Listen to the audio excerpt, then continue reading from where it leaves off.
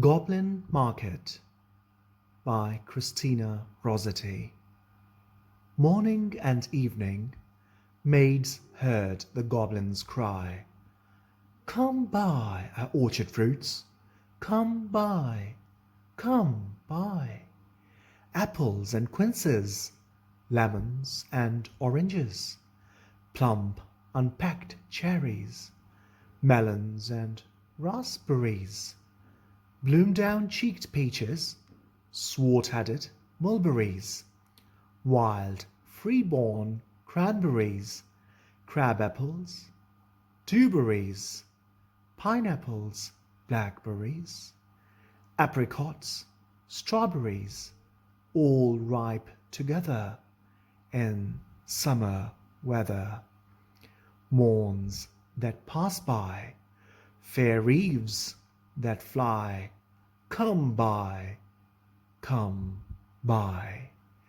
Are grapes fresh from the vine, pomegranates full and fine, dates and sharp bullaces, rare pears and greengages, damsons and bilberries, taste them and try.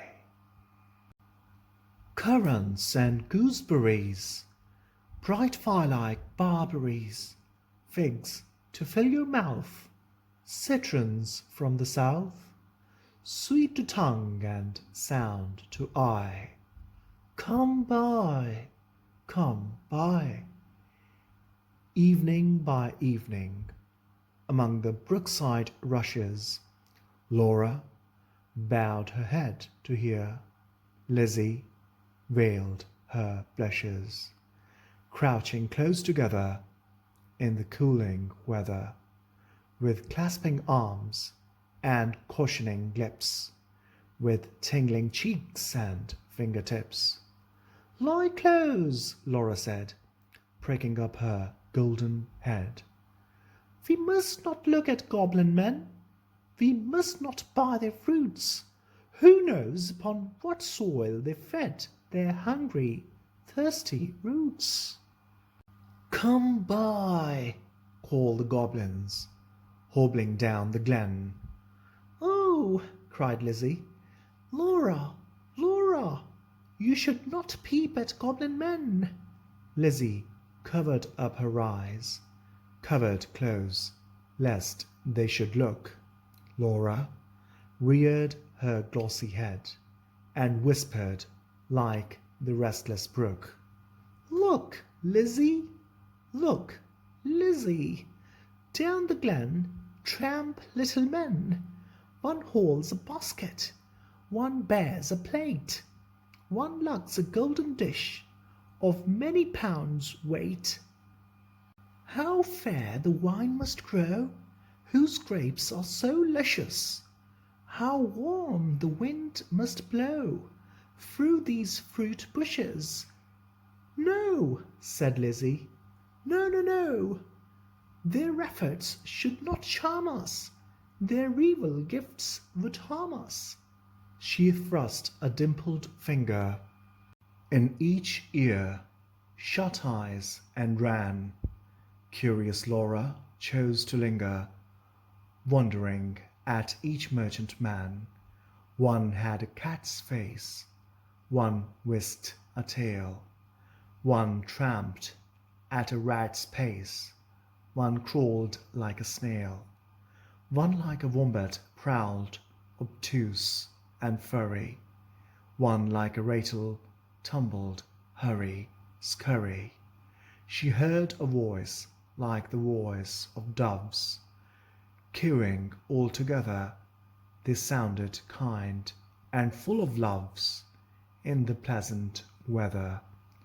Laura stretched her gleaming neck like a rush-embedded swan, like a lily from the beck, like a moonlit poplar branch, like a vessel at the launch when its last restraint is gone. Backwards up the mossy glen turned and trooped the goblin men, with their shrill repeated cry, "Come buy, come buy." When they reached where Laura was, they stood stock still upon the moss, leering at each other, brother with queer brother, signalling each other, brother with sly brother. One set his basket down, one reared his plate, one began to weave a crown of tendrils, leaves, and rough nuts brown. Men sell not such in any town. One heaved the golden weight of dish and fruit to offer her. "Come buy, come buy," was still their cry. Laura stared but did not stir, longed but had no money. The whisk-tailed merchant bade her taste, in tones as smooth as honey.